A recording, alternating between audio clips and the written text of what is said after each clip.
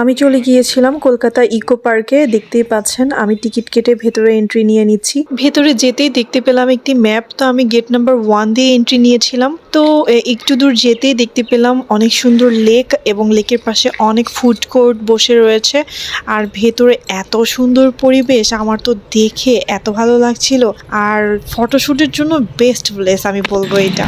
আর এখানে আমি গিয়েছিলাম যেহেতু সামার টাইমে, এখানে অনেক সাইকেল পাওয়া যায়। যারা সাইকেল রাইড করতে পছন্দ করেন তো এখান থেকে সাইকেল নিয়ে এক সাইকেলে 2-3 জনও বসা যায়। আর দেখতেই পাচ্ছেন কি সুন্দর ফুল ফুটেছে, মনে হচ্ছিল যে ফাল্গুন মাসের ভাইব চলে আসছে। তো যাই হোক, এখানে অনেক গাছ ছিল, যেটা সব থেকে বড় কথা। এখানে আমি শুনেছি গিয়ে যে এই গাছগুলো নাকি ওনারা লিজ দিয়ে রেখেছে। এগুলো বিভিন্ন ভেষজ ওষুধ থেকে শুরু করে বিভিন্ন কিছু বানানোতে কাজে লাগানো হয় গাছগুলোকে। আর ভেতরে এরকম ছোট ছোট কটেজ ছিল যেখানে আপনারা চাইলে স্টে করতে পারবেন। আর এরকম ছোট ছোট ভাস্কর্য ছিল যেগুলোর এক একটি নাম ছিল।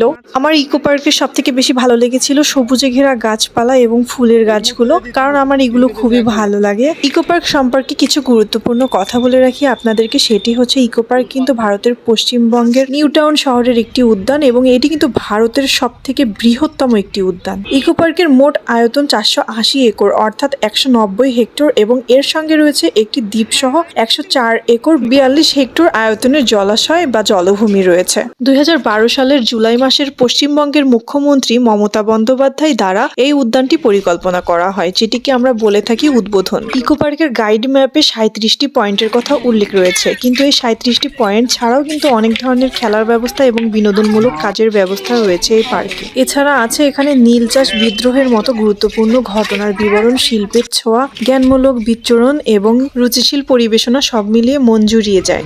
মাইকেল মধুসূদন, ঈশ্বরচন্দ্র বিদ্যাসাগর, রাজা রামমোহন রয়, রমেশ চন্দ্র দত্ত, এরকম বিভিন্ন গুণী মানুষের ভাস্কর্য সহ বিভিন্ন জীবন কাহিনী উল্লেখ করা ছিল সেখানে। আর এদিকে আমি হেঁটেই যাচ্ছি, কেন যেন আমার হাঁটা শেষ হয় না আর এরিয়া শেষ হয় না। আর এত সুন্দর সুন্দর ভিউ ছিল সেখানে যে আমি কোনটা থেকে কোনটা ক্যাপচার করব ক্যামেরাতে আমি বুঝে উঠতেই পারছিলাম না। আর অন্যদিকে দেখছিলাম বিভিন্ন স্কুল কলেজ মাদ্রাসা থেকে স্টুডেন্টরা ঘুরতে এসেছিল।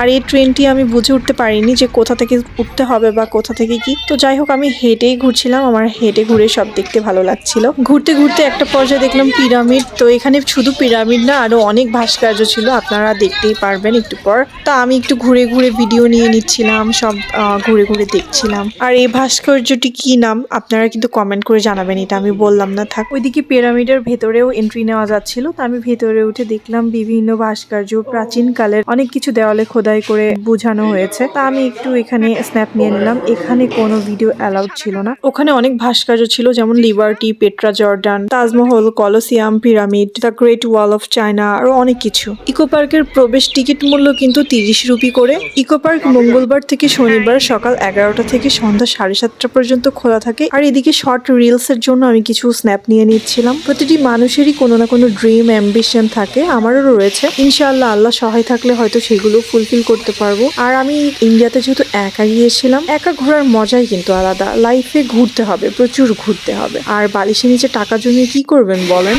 আজ মরে গেলে তো কাল 2 দিন। আমি সবাইকে বলবো ঘোরাঘুরি করুন, আশেপাশে যা আছে সব ঘুরে দেখুন। ঘুরলে মানুষের নলেজ বৃদ্ধি হয়। এদিকে আমি ইকো পার্কের একদম শেষের দিকে চলে এসেছি। বের হতেই দেখলাম মেট্রো স্টেশন। মেট্রো স্টেশনে যদিও আমার ওঠা হয়নি। তো যেতে যেতে দেখতে পেলাম চিড়িয়াখানা, এদিকে হেলথ গার্ডেন, আরো অনেক কিছু ছিল। আসলে গাছপালাগুলো যে এত সুন্দর লাগছিল। আর এদিকে সূর্য ডুবি ডুবি অবস্থা। আমি মর্নিং টাইমে ঢুকেছিলাম আর এখন আফটারনুন হয়ে গিয়েছে, তাহলে তো বুঝতেই পারছেন। আর এই যে সেই লেক, আমি ওই যে দূরে দেখতে পাচ্ছেন ওই দিকে ছিলাম। সব হেঁটে হেঁটে আমি এখন লাস্টে এই সাইড দিয়ে চলে যাচ্ছি। আর এই যে আরএফএল টাওয়ারের ভাস্কর্য, এখানে যদিও বা আমি নামি নাই। তো এখানে আমি অনেক রিলস দেখেছি, অনেক সেলিব্রিটিদের ভিডিও দেখেছি। তারপরে আমি চলে গিয়েছিলাম এই যে রবীন্দ্র তীর্থ। তো অপোজিট সাইডে ছিল নিউ টাউনের বিখ্যাত বিশ্ব বাংলা গেট। এই ভাস্কর্যটির গোল জায়গা জুড়েই রয়েছে রেস্টুরেন্ট। তো আমার ইচ্ছে ছিল বিকেলে আমি এখানে নাস্তা করব, সেই উদ্দেশ্যে আন্ডারগ্রাউন্ড দিয়ে ভেতরে হেঁটে যাচ্ছিলাম। তো ভেতরে ওই সাইডে গিয়ে জানতে পারলাম যে রেস্টুরেন্ট নাকি সব বন্ধ রয়েছে। তো আমার একটু মন খারাপই হয়ে গেল। যাই হোক, ইন্ডিয়ার ইকো পার্ক ট্যুর